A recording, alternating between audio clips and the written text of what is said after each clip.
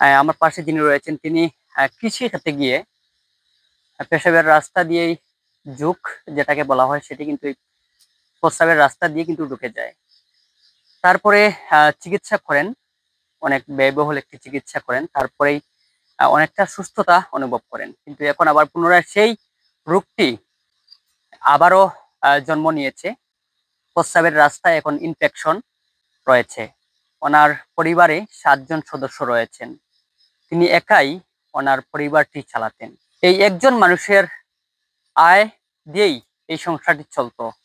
শেষ পর্যন্ত এখন এই মানুষটাই অসুস্থ রয়েছেন দীর্ঘ 2 বছর থেকে। না পেরে ওনার স্ত্রীকে দিয়েই মানুষের বাড়িতে কাজ করছেন। কাজ করেই জীবিকা নির্বাহ করছেন।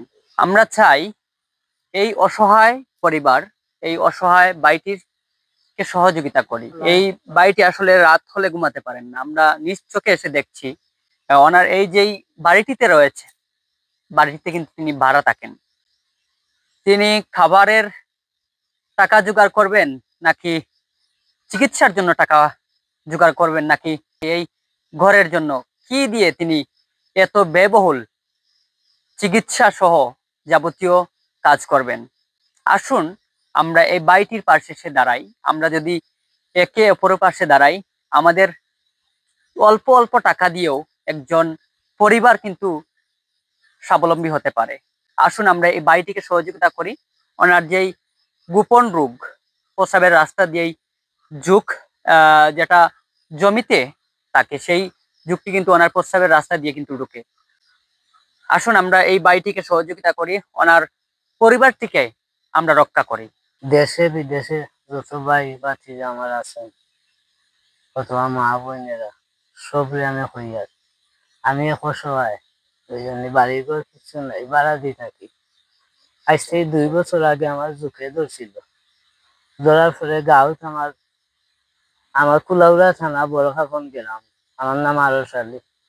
আমার গাঁত অকলে দিছেন সাহায্য করার পরে অপারেশন করিয়া উসমানী 33টা জোক আনছে।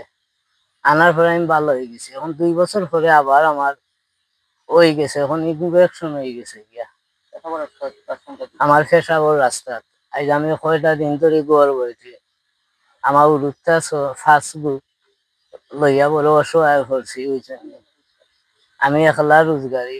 ওনাই 2-3 মাস ধরে ঠেকার কারণে চিকিৎসা করতে পারলাম না। আপনারা একটু আমার দয়া করি একটু সাহায্য করতে। আমার একটু জ্বালা যন্ত্রণা রাইট, আমি ঘুম নিদ্রা নাই, পাগল হয়ে যাই। আমি বাঁচতামও না, মরি যাই। কাজ কাম তো করতে পারি না, টুটেলও না। বাড়িতে বুয়াত আছি তোমার।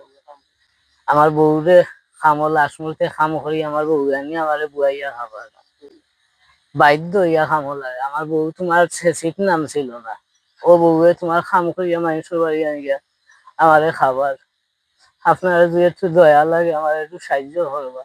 আমি বড় অসহায় হচ্ছি বুঝলেন। আমার মা বাপ নাই, আমি এতিম। আমি যে জায়গাতে আছি এই জায়গা ভাড়াতে থাকি আমি কত বছর ধরে বুঝছেন। 1500 টাকা ভাড়া দিই, ও বেমারের মাঝেও ভাড়া দিই। আর আমি খাইতাম নি না, ঘর ভাড়াইতাম না, নিজের ফের চালাইতাম। এরপরে উড়ুতা খনা খনা ফাস্ট উড়ুতা আমার অনুরূপটারেও কিলা ফালতাম। লাস্ট মুহূর্তে বাধ্য হয়ে আমার বউ খামো গেছে। আপনার অনুমানিক আগে কত কোন জায়গা চিকিৎসা আগে উসমানিত করছিলাম, মানে তখন মোটামুটি সুস্থ হয়েছিল? মোটামুটি পুরা সুস্থ হয়ে গেছিলাম। আবার জীবাণু রয়ে গেছে, এখন ইনফেকশন হয়ে গেছে। তারা হয়তো অনেক প্রচুর ঠেকা লাগবো তোমার। তখন আপনার মানে সমস্যা বেশি করেন?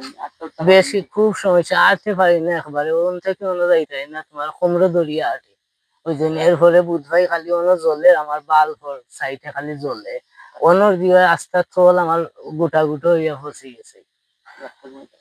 রাত্রে তো ঘুম একবারে আরাম, তোমার নেমটো হইয়া পাগল হয়ে যাই। শর্মর হতে আমি সব রে সরম ভাঙ্গিয়া হইয়া বুঝছেন নি। যার দয়া লাগে আমার জীবনটা আমার রক্ষা করুক, আমারে বাঁচাউক, আমি বাঁচতে চাই।